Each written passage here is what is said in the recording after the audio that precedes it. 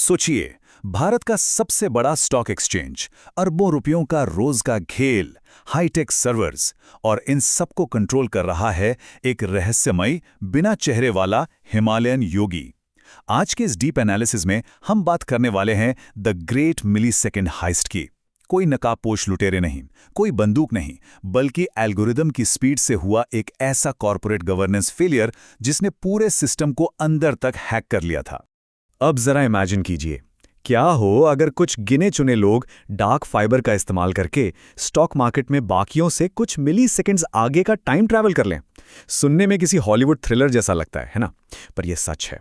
Unauthorised cables, कुछ codes और एक फर्जी बाबा ने मिलकर पूरे फाइनेंशियल मार्केट को ही हाईजैक कर लिया था। तो चलिए सीधे डेटा और पावर के इस खेल की गहराइयों में उतरते हैं। तो सबसे पहले बेसिक्स क्लियर करते हैं। हाई फ्रीक्वेंसी ट्रेडिंग यानी HFT और लेटेंसी आर्बिट्रेज। अगर सिंपल भाषा में कहूं तो अगर आपका सर्वर एक्सचेंज के मेन सर्वर के बिल्कुल बगल में रखा है तो आपको मार्केट का डेटा दूसरों से 1 मिलीसेकंड पहले मिल जाएगा। बस 1 सेकंड का यही हजारवां हिस्सा लेटेंसी आर्बिट्रेज कहलाता है, और इसी माइक्रोस्कोपिक गैप ने रिस्क फ्री करोड़ों अरबों का प्रॉफिट बनाकर दिया। अब इस महाघोटाले की शुरुआत कोई डार्क वेब के हैकर्स ने नहीं की थी।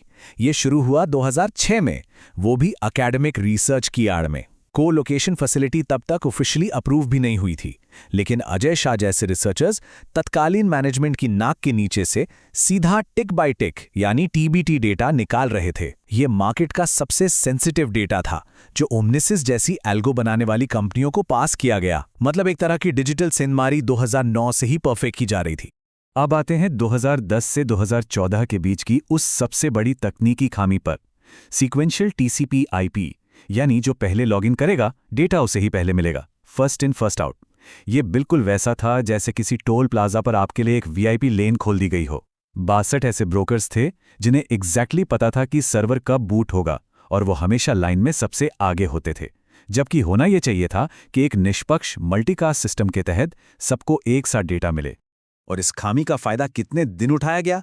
पूरे 670 ट्रेडिंग दिनों तक। OPG सिक्योरिटीज ने चाणक्य नाम का एक ऐसा एल्गोरिदम बनाया जो लिटरली एक डिजिटल इमरजेंसी एग्जिट का काम करता था। जब बाकी पूरी दुनिया मेन सर्वर के ट्रैफिक में फंसी होती थी, ये चाणक्य एल्गो सीधे खाली पड़े बैकअप सर्वर से कनेक्ट हो जाता था। और खाली सर्वर का मतलब समझते हैं आप? Blazing fast speed. और सबसे हैरानी की बात, एक्सचेंज ने इन सर्वर लॉग्स को पूरी तरह इग्नोर किया। लेकिन बात सिर्फ सॉफ्टवेयर तक नहीं रुकी, बात अंडरग्राउंड केबल्स तक पहुंच गई। संपर्क इंफोटेनमेंट नाम के एक वेंडर ने मुंबई की सड़कों के नीचे सचमुच डार्क फाइबर यानी अनधिकृत ऑप्टिकल केबल्स बिछा दिए, वो भी बिना किसी टेलीकॉम लाइसेंस के। इस फिजिकल बाईपास ने कुछ चुनिंदा ब्रोकर्स को एक अनबिलीवेबल स्पीड एडवांटेज दे दिया। इस डार्क फाइबर नेटवर्क को आप एक ऐसा प्राइवेट सुपर हाईवे मान सकते हैं जिस पर कोई स्पीड लिमिट नहीं थी। वे टू वेल्थ और अल्फा ग्रैब जैसी फर्म्स ने इसका जमकर इस्तेमाल किया। बिना डिपार्टमेंट ऑफ टेलीकम्युनिकेशंस यानी DOT के अप्रूवल के इन लोगों ने अपने कॉम्पिटिटर्स के मुकाबले 4 से 5 महीने की टेक्निकल बढ़त ले ली थी।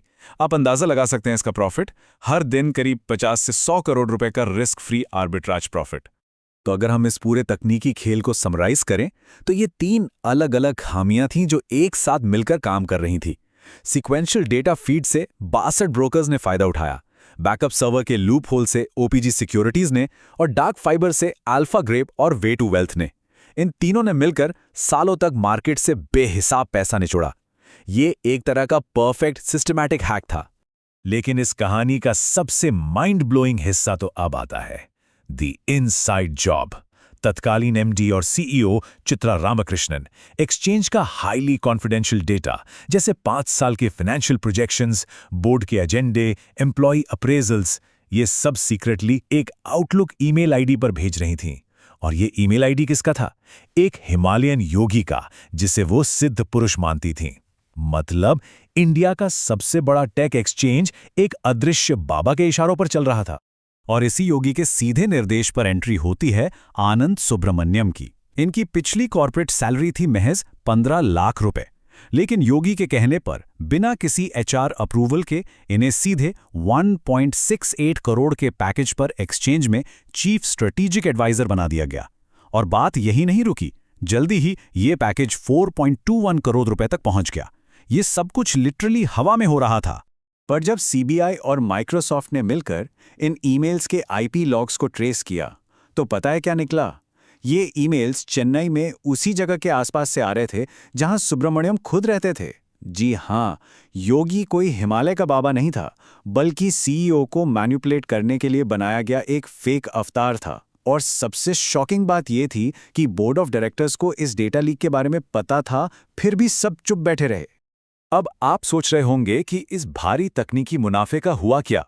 जांच में सामने आया कि इस पैसे को हवाला और deep out of the money यानी डीप ओटीएम ऑप्शंस के जरिए राउट किया गया। एक साथ कई देशों में ट्रेड्स हुए और दुबई के फ्री जोन की सीक्रेसी का फायदा उठाकर इस पैसे को वाइट किया गया। मतलब एक हाईटेक ट्रेडिंग स्कैम लिटरली एक इंटरनेशनल मनी लॉन्ड्रिंग सिंडिकेट से जुड़ा हुआ था। ये सब कुछ ऐसे ही चलता रहता अगर जनवरी 2015 में केन फोंग नाम का एक विसल ब्लोअर सामने ना आता। इस गुमनाम इंसान ने सेबी और जर्नलिस्ट सुचेता दलाल को एक बहुत ही डिटेल्ड ईमेल लिखा, जिसमें ओमनेसिस और इन अर्ली बर्ड एल्गोरिथम के पूरे मकड़जाल का पर्दाफाश कर दिया। इसी खत के बाद मनी लाइफ ने वो ऐतिहासिक एक्सपोजर पब्लिश किया जिसने मार्केट में हड़कंप मचा दिया। अब इस एक्सपोजे के बाद एक्सचेंज का रिएक्शन देखिए। बजाय इसके कि वो खुद की जांच करते, उन्होंने मनी लाइफ के पत्रकारों पर ही सीधा 100 करोड़ रुपए का मानहानि का मुकदमा ठोक दिया। डराने की पूरी कोशिश की गई, लेकिन बॉम्बे हाईकोर्ट ने न सिर्फ इस केस को उठाकर बाहर फेंका, बल्कि डिलॉयट और ईवाई के ऑडिट्स को देखते हुए एक्सचेंज पर ही 50 लाख का फाइन लगा दिया। ये फ्री प्रेस की एक बहुत बड़ी जीत थी। लेकिन इस कॉर्पोरेट ड्रामे में एक और डार्क ट्विस्ट बाकी था, फोन टैपिंग। और लीक्स ना हो इसलिए मैनेजमेंट ने संजय पांडे की कंपनी आईसेक्स सर्विसेज को हायर किया। इसे नाम दिया गया साइबर वल्नरेबिलिटी स्टडी, लेकिन असल में इसके नाम पर एक्सचेंज के ही एम्प्लॉयज के फोन इलीगली टैप किए जा रहे थे। करोड़ों रुपए दिए गए इसके लिए, और इसी वजह से बाद में 2022 में ईडी और सीबीआई ने इस पर मनी लॉन्ड्रिंग के तगड़े केसेस दर्ज किए। फाइनली भारी दबाव के बाद 2019 में सेबी ने अपना चाबुक चलाया। इस पूरे सिस्टमैटिक फ्रॉड को देखते हुए सेबी ने एक्सचेंज को आदेश दिया कि वो 625 करोड़ रुपए और उस पर 12% का ब्याज इन्वेस्टर प्रोटेक्शन फंड में जमा करें। इसके साथ ही चित्रा रामकृष्णा, रवि नारायण और ओपीजी सिक्योरिटीज पर भारी बैन भी लगाए गए। 2022 आते आते सीबीआई ने कमान संभाली और गिरफ्तारियों का दौर शुरू हुआ। उस वक्त राउज एवेन्यू कोर्ट के स्पेशल जज संजीव अग्रवाल ने तो एक बहुत ही आइकॉनिक बात कह दी।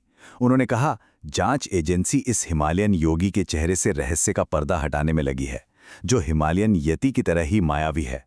ये स्टेटमेंट इस पूरे कॉर्पोरेट डिफेंस के बेतुकेपन को परफेक्टली कैप्चर करता है। लेकिन 2023 में इस थ्रिलर में एक ऐसा ट्विस्ट आया जिसने सबको हैरान कर दिया। सैट यानी सिक्योरिटीज अपीलेट ट्रिब्यूनल ने सेबी के 625 करोड़ वाले फैसले को पलट दिया। उन्होंने इस इतने बड़े डेटा हाइस्ट और फ्रॉड को महज एक ह्यूमन फेलियर यानी मानवीय भूल बता दिया। 625 करोड़ का फाइन घटाकर सिर्फ 100 करोड़ कर दिया गया। कई एग्जीक्यूटिव्स को राहत मिल गई और एक्सचेंज को करोड़ों रुपए वापस कर दिए गए। सुप्रीम कोर्ट तक को इस पर रिएक्ट करना पड़ा।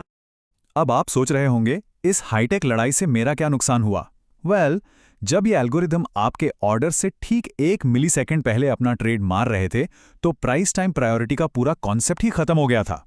इसे कहते हैं फ्रंट रनिंग। ये एक इनविजिबल टैक्स था जो आम रिटेल इन्वेस्टर्स अनजाने में चुका रहे थे। एनएसडीएल का डेटा साफ दिखाता है कि इस एडवर्स सिलेक्शन से परेशान होकर भारी तादाद में आम निवेशकों ने मार्केट से पैसा निकाल लिया था। खैर, इतनी बड़ी उथल पुथल के बाद आखिरकार कुछ बड़े रिफॉर्म्स लागू किए गए ताकि मार्केट में भरोसा वापस लाया जा सके। सेबी ने मल्टीकास्ट डेटा फीड को मैंडेटरी कर दिया ताकि सबको एक साथ डेटा मिले। छोटे ब्रोकर्स के लिए मैनेज्ड कोलोकेशन शुरू किया गया ताकि एक लेवल प्लेइंग फील्ड बने। और सबसे बड़ा कदम, टिक बाय टिक डेटा को सबके लिए पूरी तरह से फ्री कर दिया गया। तो आज हम कहाँ खड़े हैं? एक्सचेंज अब अपने 2026 के मेगा आईपीओ की तैयारी कर रहा है और अपने इन पुराने दागों को धोने के लिए करीब 1387 से 1880 करोड़ रुपए के एक भारी भरकम सेटलमेंट की पुश में लगा है ताकि एक क्लीन स्लेट मिल सके। पर सोचने वाली बात यह है कि क्या महज एक भारी पेनाल्टी दे देने से हिमालयन योगी के उस मिली सेकेंड हाइस्ट का चैप्टर वाकई क्लोज हो जाएगा? एआई और एल्गो ट्रेडिंग के इस नए दौर में क्या सिर्फ पैसों के सेटलमेंट से आम इन्वेस्टर की निष्पक्षता की गारंटी दी जा सकती है? ये वो सवाल है जो हमें खुद से पूछना चाहिए। तो इस डीप एनालिसिस में मेरे साथ जुड़ने के लिए शुक्रिया। सीखते रहिए, सवाल पूछते रहिए और मिलते हैं अगली कड़ी में।